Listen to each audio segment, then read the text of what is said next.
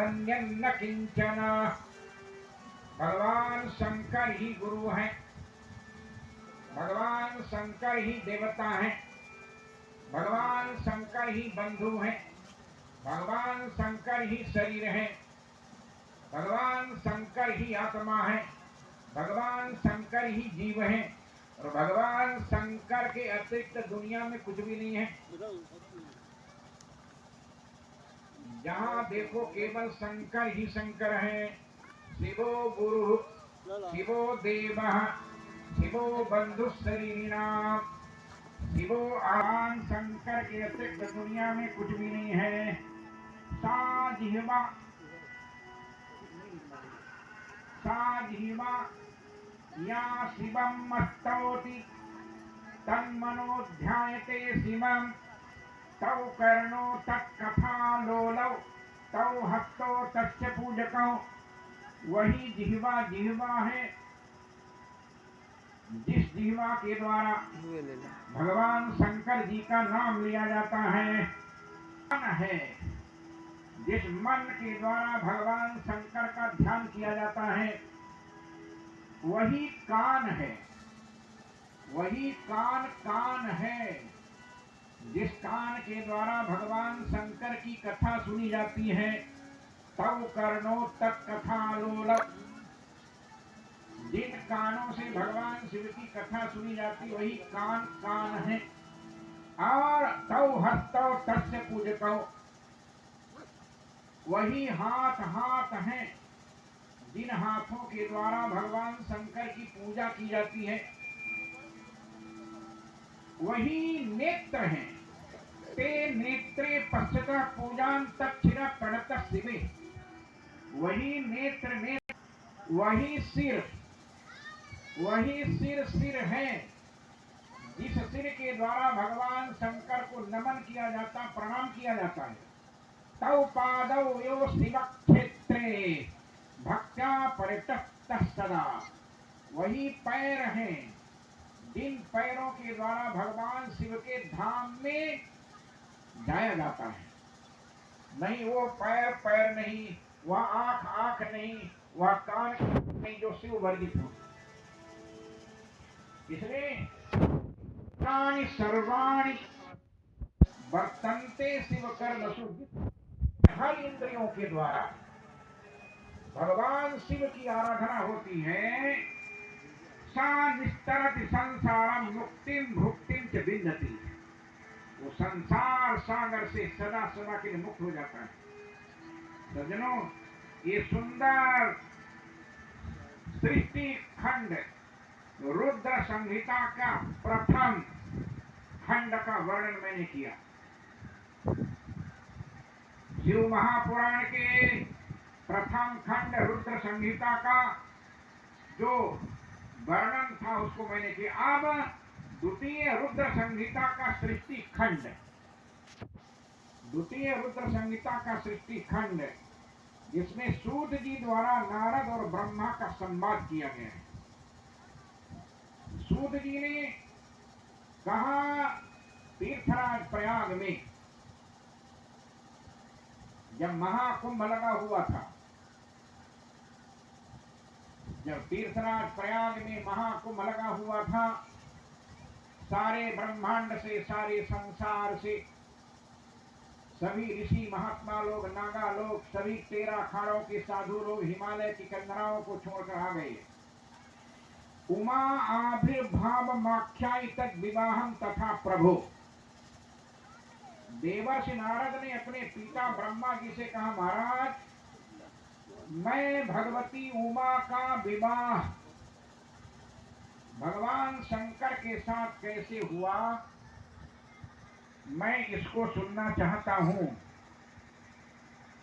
तब ब्रह्मा ने कहा, अरे देवर्षि नारद, उमा और शंभु के विवाह की कथा छोड़ो, पहले अपने विवाह की कथा सुन लो।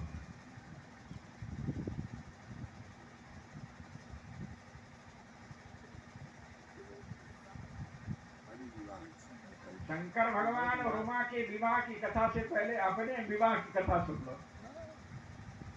देवर्षि नारद को बड़ा आश्चर्य हुआ। कहा, मैं पूछा शंकर के विवाह की कथा, और आप कह रहे तुम अपने विवाह की कथा सुन लो। देवर्षि नारद भूल गए थे अपने विवाह की कथा को। ब्रह्मा जी ने कहा बेटा तुम भले भूल गए हो लेकिन हमको याद है कि तुमने जब बहुत बड़ी तपस्या किया और तपस्या करने के बाद तुम्हारी तपस्या को कोई खंडित नहीं कर पाया। देवता लोग डर गए और डर के मारे देवता ने उर्वशी को भेजा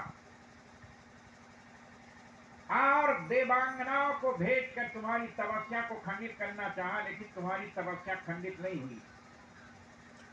जब तुम्हारी तपस्या खंडित नहीं हुई तब तुमको अभिमान हो गया था कि दुनिया में हमारे जैसा काम विजयी कोई नहीं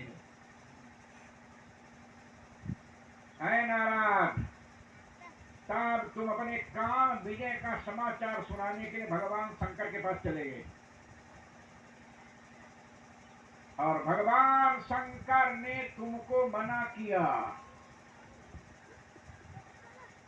ये समाचार हमको बता दिए कोई बात नहीं, लेकिन भगवान से मत बताना, विष्णु भगवान को मत बताना अपनी विवाह की कथा, अरे अपने काम विजय की कथा। लेकिन अहंकार तो अहंकार होता है।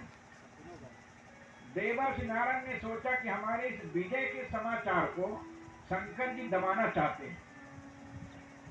शंकर जी नहीं चाहते कि हमारे काम विजय के समाचार को दुनिया के लोग जाने, और मैं दुनिया के लोगों को अपने काम विजय का समाचार बताना चाहता हूं। भगवान शंकर ने बहुत मना किया, अरे नाराज भगवान नारायण को ये समाचार मत बताना। तब नारद के मन में और ज्यादा लालसा हो गई, यह समाचार तो मैं जरूर बताऊंगा।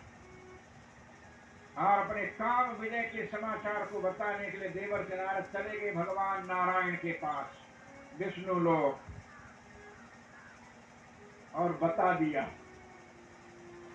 मैंने इतनी भयंकर तपस्या किया कि देवताओं ने सोचा मैं नारद की तपस्या को खंडित कर दूंगा, लेकिन कोई देवता हमको विचलित नहीं कर पाया और मैं काम पर विजय प्राप्त कर लिया। तब भगवान ने सोचा रे मेरे भक्त को इतना बड़ा अहंकार हो गया, मैं इस अहंकार को जरूर समाप्त करूंगा। शिव महापुराण को पूरी तरह से गोस्वामी तुलसीदास जी ने रामचरितमानस में वर्णित किया। उधर जाने की जरूरत नहीं है सज्जनों। माया निर्मित एक नगर का निर्माण भगवान ने अपनी माया के द्वारा किया, और माया निर्मित नगर में शील निधि एक विष्णुमोहिनी कन्या, विष्णुमोहिनी कन्या का विवाह का निमंत्रण सबको दे दिया गया, और देवर्षि नारद जी उस नगर में पहुंच गए और शील निधि ने अपनी कन्या विष्णुमोहिनी का हाथ दिखाया। कहा देखिए नारद जी, हमारी कन्या के हाथ की रेखा को देखकर बताइए क्या लक्षण है। नारद जी ने जो लक्षण देखा, सोचा कि इसके साथ में जो विवाह करेगा वो ब्रह्मांड का सबसे बड़ा भगवान बन जाएगा, तो सोचा हम ही क्यों ना भगवान बन जाए। कन्या के हाथ की रेखाओं का जो लक्षण था बड़ा विलक्षण था। उस लक्षण की रेखा को देखने के बाद नारद जी ने कहा चलो हम ही क्यों नहीं इससे विवाह कर लो।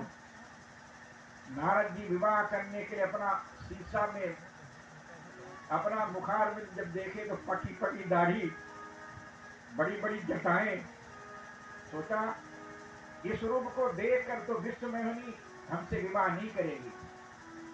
एक ही उपाय है कि मैं भगवान से भगवान के समान रूप मांग लूं।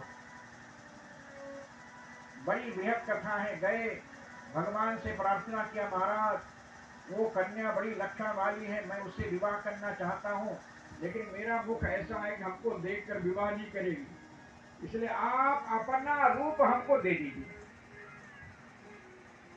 आप अपना रूप हरि का रूप दे दीजिए। तो भगवान ने कहा हरि का रूप, मैं हरि हूं, तो मैं हरि का रूप तुमको दे देता हूं। और नारद जी समझ नहीं पाए, हरि माने बंदर भी होता है, हरि माने विष्णु भगवान भी होता है। और देवर्षि नारद को भगवान ने हरि का रूप दे दिया।